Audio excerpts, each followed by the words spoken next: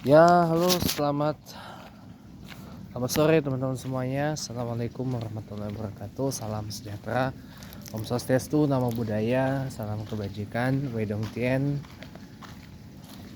Hari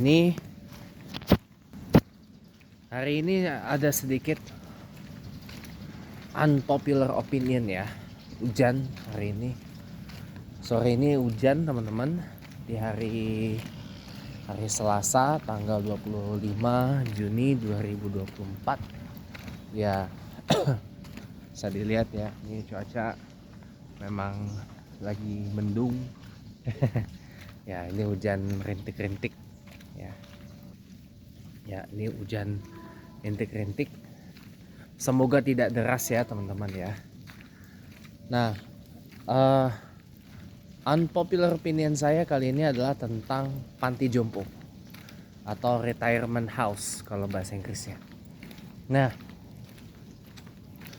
kalau karena kata Menteri Sosial Republik Indonesia Ibu Tri Risma hari ini kan mengatakan panti jompo itu gak sesuai dengan konsep dan kultur budaya yang ada di Indonesia. Tapi entah mengapa saya kok gak setuju dengan itu. Tapi jangan juga tafsir atau kesimpulannya mengarah kepada budaya kita adalah anak itu menjadi sandwich generation. Ya jangan juga kita menjadi sandwich generation yang ibaratnya kita untuk membiayai orang tua kita, membiayai kakek, ya jangan gitu juga. Itu kan semua terjadi lagi-lagi adalah karena pilihan untuk mencetak sandwich generation. Kenapa? Karena ketika orang tuanya dulu masih kerja atau kakek neneknya dulu masih bekerja gitu ya, itu tidak punya keterampilan keuangan yang baik atau tidak memiliki financial skill yang baik. Ya puluhan tahun lalu mana ada lah yang namanya internet, mana ada yang namanya orang datang ke sana sini untuk belajar yang namanya financial skill atau keterampilan keuangan, atau apa yang sering saya sebut itu sebagai financial remapping ya, atau memetakan kembali keuangan, atau financial reorientasi keuangan dan sebagainya. Dulu belum ada, sekarang ini aja baru ada ya kan. Nah, itu kan semua terjadi karena ketika orang tua dari si anak kerja mungkin nggak memiliki keterampilan keuangan yang baik, hingga akhirnya terjadilah itu yang namanya sandwich generation itu. Jadi generasi timpa menimpa gitu loh. Generasi roti, kalau bahasa Jawa itu roti kempit gitu. Generasi kempit ya, atau sandwich generation. Nah, itu kan pilihan. Kalau nggak mau menjadi sandwich generation, kalau nggak mau menjadi sandwich generation, ya pilihannya adalah tingkatkan yang namanya literasi dan keterampilan keuangan, financial literation and skills. Itu bagaimana cara mengasah keterampilan keuangan. Saya selalu sampaikan, tahu bagaimana atau tahu apa pengeluaran untuk prioritas dan mana pengeluaran yang tidak prioritas. Itu aja kok, sederhana aja, ngapain ribet-ribet ya nggak? Tahu apa pengeluaran yang sifatnya prioritas dan pengeluaran yang tidak prioritas. Nah, kalau mau lebih dalam lagi, ya mohon maaf, Anda harus keluar uang dan ikut berbagai acara-acara tentang financial remapping itu. Biasanya diadakan oleh Pak Tung Desemwaringin, oleh Bu Ellen Mai, oleh Ibu Mary Riana, dan masih banyak lagi. Tapi Anda harus bayar. Itu kalau mau detail tentang yang namanya financial remapping. Tapi bukan itu yang mau saya bahas.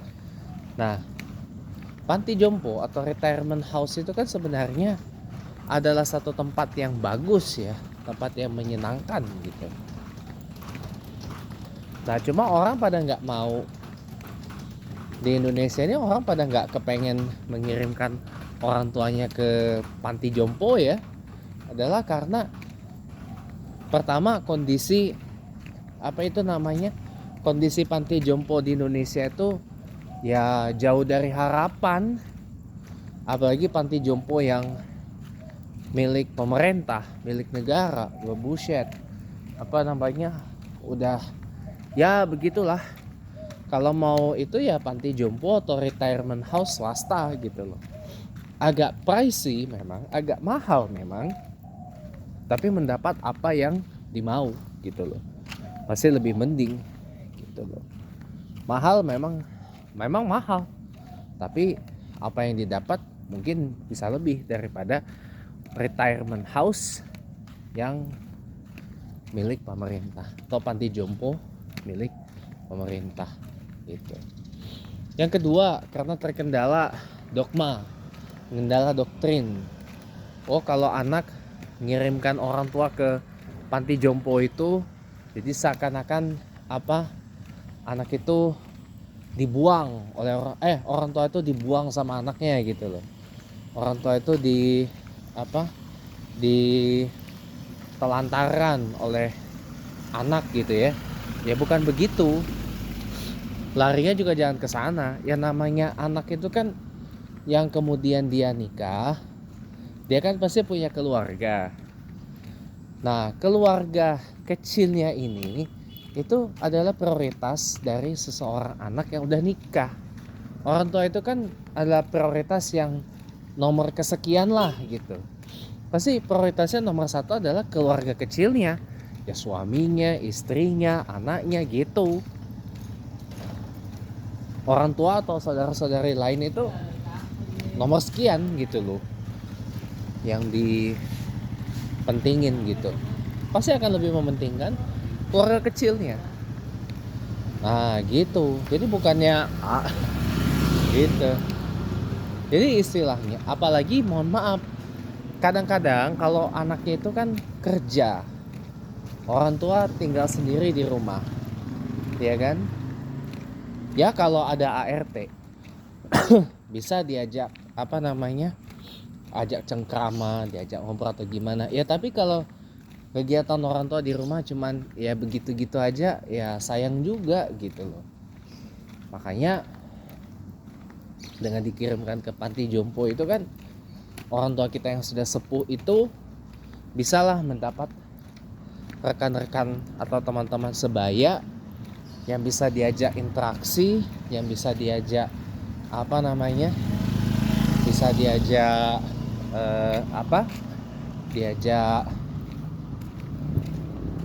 diajak ngobrol gitu ya, atau diajak bercengkrama gitu ya, atau diajak berteman gitu ya.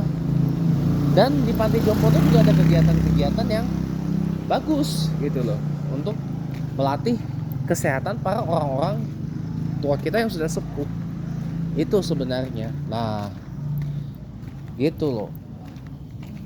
Kenapa saya ngomong seperti ini? Dulu ada wacana almarhumah nenek saya dari papa maupun kakek nenek saya dari mama itu mau dimasukkan ke sana, panti jompo. Tapi kan saya tolak, saya nggak setuju kan, karena memang kita masih dibelenggu dalam doktrin yang tadi udah saya sebut. Doktrinnya adalah kalau kita mengirimkan orang tua kita ke panti jompo tuh, kok seakan-akan kok si anak ini kok durhaka, ajar karung sekali kepada orang tuanya, tega banget gitu loh ngebuang orang tuanya. Ya orang tua pasti ada perasaan seperti itu. Orang tuanya jadi kayak merasa dibuang gitu loh oleh si anak. Padahal ya kita sebagai anak dulu mungkin ya nggak pernah gitu loh merasa ingin dibuang oleh orang tuanya gitu loh. Ngeselinnya kita, nyebelinnya kita tuh, orang tua kita nggak ada niat untuk ngebuang kita. Kalaupun ada ya kebelinger juga gitu loh. Paling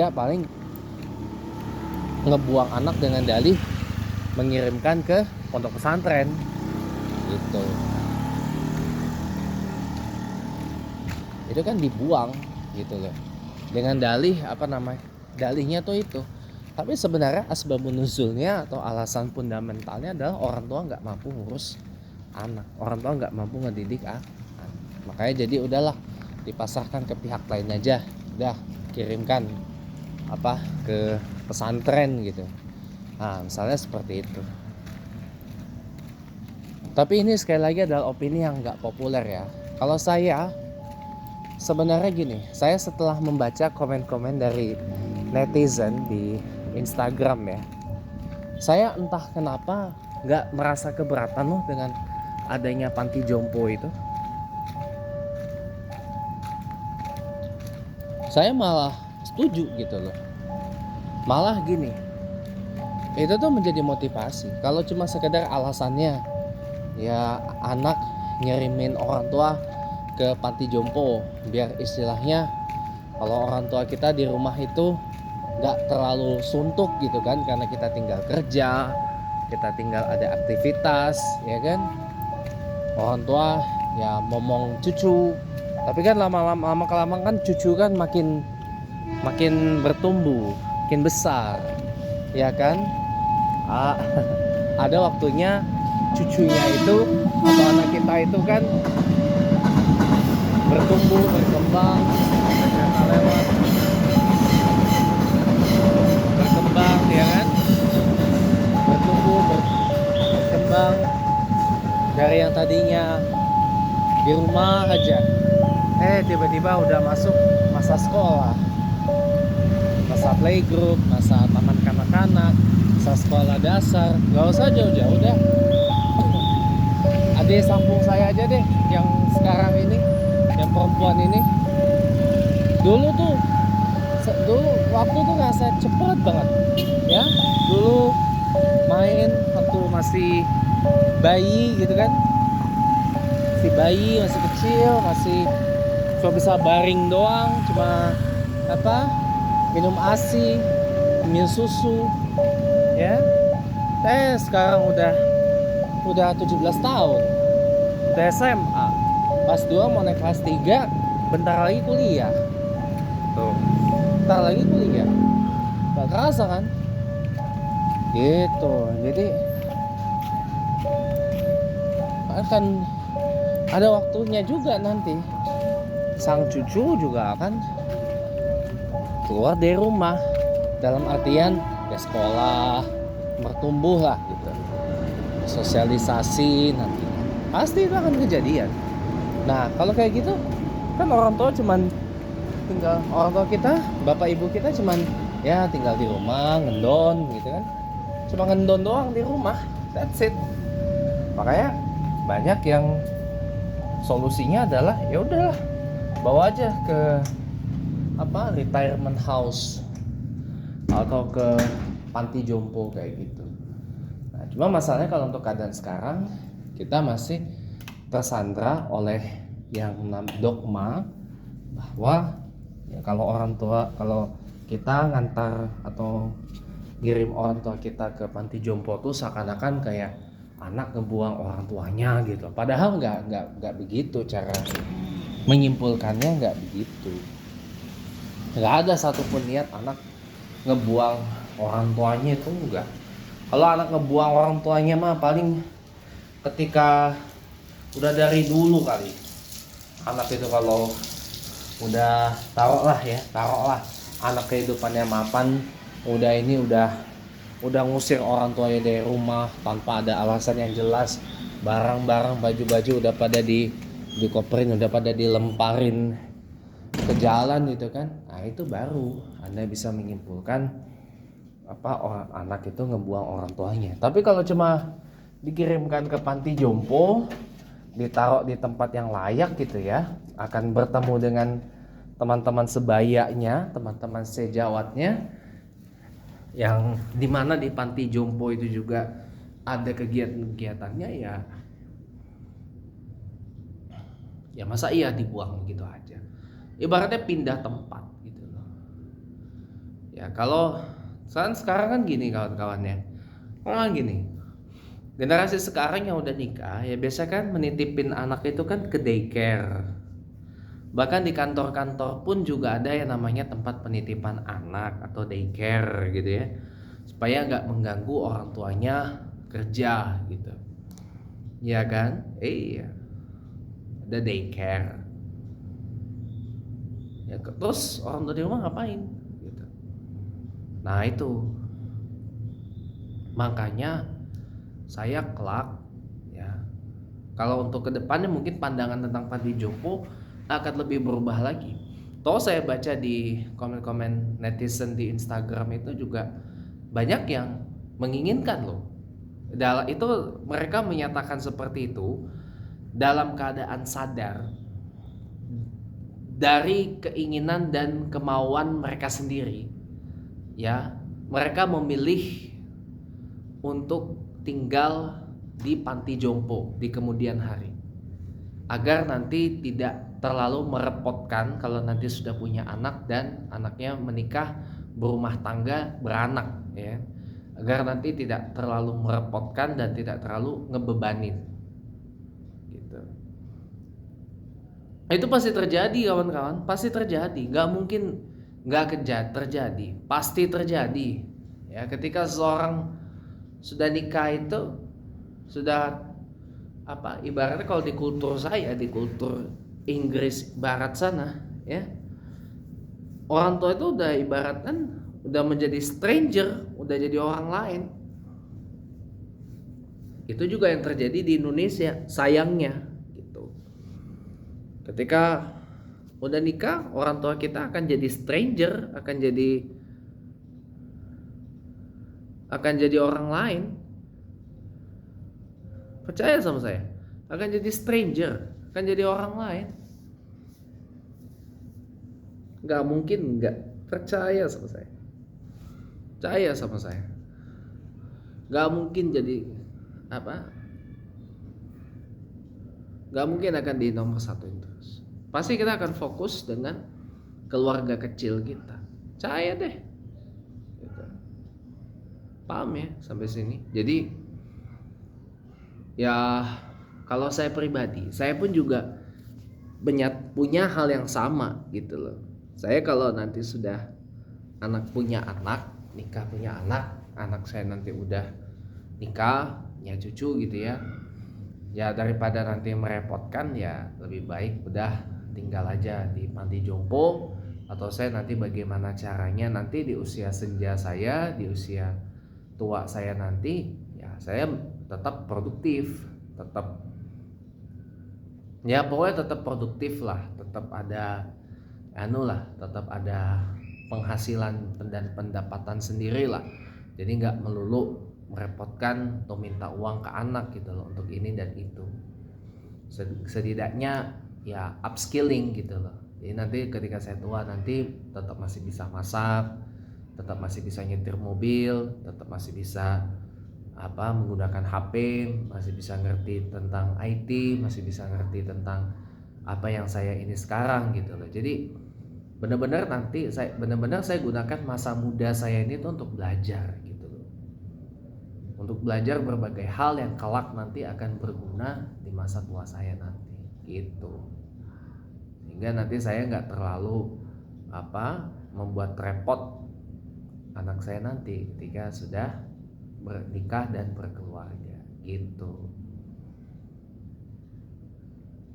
Pak, emangnya kalau udah berkeluarga emang nggak bisa Pak take care ke orang tuanya juga? Ya kalau bisa adil, ya kalau bisa perhatiannya adil ke keluarga kecil, ke orang tua. Dan ya kalau orang tua kita ngerti ya, nggak, bahwa urusan rumah tangga kita tuh nggak perlu di meddle, nggak perlu dicampurin. Karena salah satu malapetaka penyebab rumah tangga itu hancur berantakan, berujung perceraian itu adalah adanya intervensi dari mertua, adanya intervensi dari orang tua dalam urusan rumah tangga kita, meddling, adanya cawe-cawe dari orang tua gitu. Ya bukan nggak boleh ya kita minta pendapat, minta nasihat, boleh, tapi kalau udah terlalu cawe-cawe banget, terlalu meddling banget, ya, terlalu campur tangan banget, nah itu bahaya. Itu bahaya. Gitu. Ya bisa aja kalau kitanya nggak terlalu sibuk ya kan, kitanya lebih banyak di rumah gitu kan, atau taruhlah misal kita ini orang-orang yang sekarang ini sudah mendapat financial enlightenment, pencerahan finansial, bahwa ternyata bisa juga nyari cuan, nyari bisnis dari